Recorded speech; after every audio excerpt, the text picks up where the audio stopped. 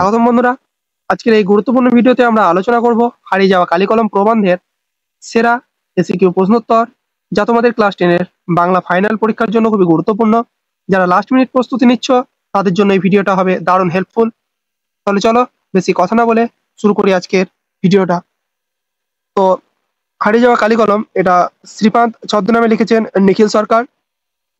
তো প্রথমে যেই 13টা এসিকিউ আমরা এখানে রেখেছি, এই 13টা এসিকিউ বিগত বছরের যেই মাধ্যমিক পরীক্ষাগুলো হয়েছে সেখানে এমসিকিউ আকারে এসেছিল। তো প্রথম 13টা কোশ্চেনকে তোমরা অবশ্যই খুবই ভালোভাবে দেখে রাখবে। প্রথম প্রশ্ন, নিজের হাতের কলমের আঘাতে মৃত্যু হয়েছিল কোন লেখকের? উত্তর, নিজের হাতে কলমের আঘাতে মৃত্যু হয়েছিল লেখক ত্রৈলোক্যনাথ মুখোপাধ্যায়। এরপর সিজার যে কলম দিয়ে কাজকাকে আঘাত করেছিল তার পোশাকি নাম কি? উত্তর, সিজার যে কলম দিয়ে কাজকাকে আঘাত করেছিল তার পোশাকি নাম স্টাইলাস। চীনারা চিরকাল লেখার জন্য ব্যবহার করে আসছেন কি? চীনারা চিরকাল লেখার জন্য ব্যবহার করে আসছেন তুলি। 4 দাগের প্রশ্ন, শ্রীপান ছদ্মনামে লিখতেন কে? উত্তর, শ্রীপান ছদ্মনামে লিখতেন নিখিল সরকার। এরপর 5 দাগের প্রশ্ন, পালকের কলমের ইংরাজি নাম কি? উত্তর, পালকের কলমের ইংরাজি নাম হুইল। এরপর 6 দাগের প্রশ্ন, লেখক শ্রীপান্তের ছেলেবেলায় দেখা দারোগাবাবুর কলম কোথায় থাকতো? উত্তর, লেখক শ্রীপান্তের ছেলেবেলায় দেখা দারোগাবাবুর কলম থাকতো পায়ের মোজায় গোঁজা। এরপর 7 দাগের প্রশ্ন, 19 শতকের 32,000 অক্ষর লেখানো যেত কত টাকার বিনিময়ে? 19 শতকে 32,000 অক্ষর লেখানো যেত 12 আনার বিনিময়ে। এরপর 8 দাগের প্রশ্ন, কঙ্কাবতী ও ডমরুধরের স্বনামধন্য লেখকের নাম কি?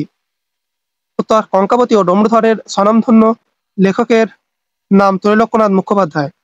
এরপর 9 দাগের প্রশ্ন, আদিতে ফাউন্টেন পেনের নাম কি ছিল? উত্তর, আদিতে ফাউন্টেন পেনের নাম ছিল রিজার্ভার পেন।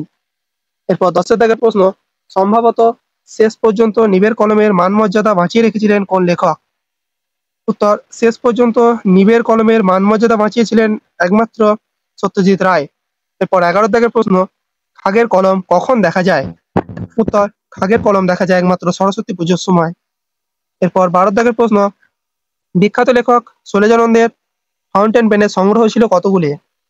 উত্তর, বিখ্যাত লেখক শৈলজানন্দের ফাউন্টেন পেনের সংগ্রহ ছিল ডজন 2।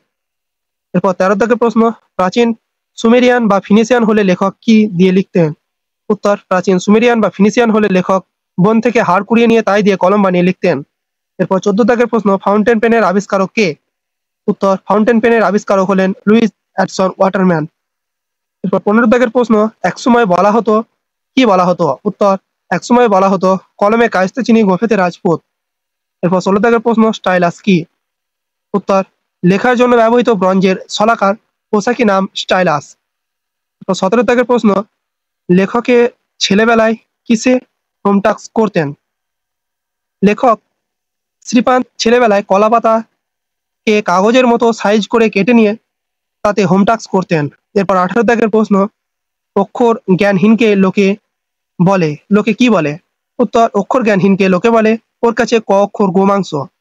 এরপর 19 দাগের প্রশ্ন, সমানি সমশীর্ষানি ঘনানি বিরলানি চ কথাটির অর্থ কি? উত্তর, সব অক্ষর সমান, প্রতিটি ছত্র সুশৃঙ্খল ও পরিচ্ছন্ন। এরপর 20 দাগের প্রশ্ন, দার্শনিক তাকেই বলে। এ প্রসঙ্গে কি বলেছেন লেখক? উত্তর, লেখকের মতে যিনি কানে কলম গুজে দুনিয়া খোঁজেন তিনি দার্শনিক।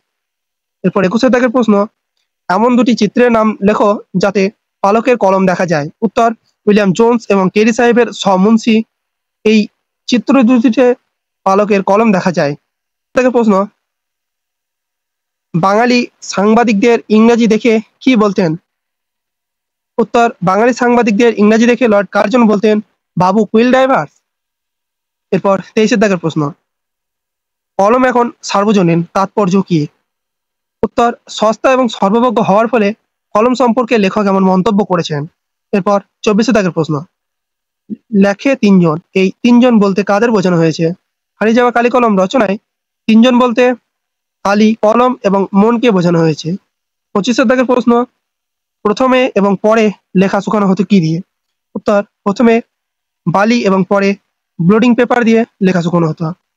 26 দাগের প্রশ্ন, সোনার দোয়াত কলম যে সত্যি হয় তা লেখক কি দেখে জেনেছিলেন? উত্তর, সোনার দোয়াত কলম যে সত্যি হয় তা লেখক জেনেছিলেন শুভ ঠাকুরের দোয়াত সংগ্রহ দেখে। 27 দাগের প্রশ্ন, লিপি কুশলী কাদের বলা হয়? উত্তর পারদর্শী লিপিকর বা ক্যালিগ্রাফিস্টদের বলা হয় লিপিকুশলী। 28 দাগের প্রশ্ন, অথচ কত সামান্যই না রোজগার করতেন ওরা, এরকম বক্তব্যের কোন উদাহরণ লেখক দিয়েছেন? উত্তর, লেখক জানিয়েছেন অষ্টাদশ শতকে 4 খণ্ড রামায়ণ লিখে একজন লেখক পেয়েছিলেন নগদ 60 টাকা, কিছু কাপড় আর মিঠাই। 29 দাগের প্রশ্ন, লেখকের কালে এমন একজন লেখকের নাম বলো যিনি কলমের বদলে টাইপরাইটারে লিখতেন। উত্তর, লেখকের কালে এমন একজন লেখক হলেন অন্নদাশঙ্কর রায়, যিনি কলমের বদলে টাইপরাইটারে লিখেছেন। এরপর 30 দাগের প্রশ্ন, রবীন্দ্রনাথের চিত্রশিল্পের সূচনা হয়েছিল কিভাবে? রবীন্দ্রনাথের চিত্রশিল্পের সূচনা হয়েছিল হাতের লেখা পাণ্ডুলিপির পাতায় অক্ষরের কাটাকুটি করতে গিয়ে। এরপর 31 দাগের প্রশ্ন, কলমকে কিসের চেয়েও শক্তিধর বলা হয়েছে? উত্তর, লেখক শ্রীপান্তে রচিত হারিয়ে যাওয়া কালি কলম প্রবন্ধে কলমকে তলোয়ারের চেয়েও শক্তিধর বলা হয়েছে। তো এই ছিল আজকের ভিডিও। আশা করি ভিডিওটি তোমাদের পরীক্ষার প্রস্তুতিতে অনেক সাহায্য করবে।